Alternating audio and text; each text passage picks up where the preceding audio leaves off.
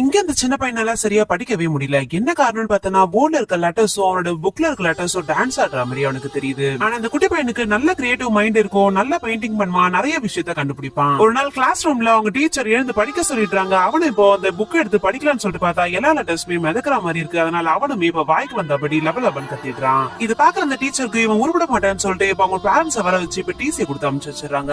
இதனால அந்த பேரண்ட்ஸ்க்கு பயங்கர கஷ்டமாயிடுது. அந்த பையனை ஒரு போர்டிங் ஸ்கூல்லயே சேர்த்து விட்டுறாங்க. அவனோட ஃபேமிலி கூட இல்லாம இந்த பையன் ரொம்ப சோகமாவே இருக்கான். இப்ப அந்த ஸ்கூலுக்கு ஒரு புது டீச்சர் ஒருத்தர் வராரு.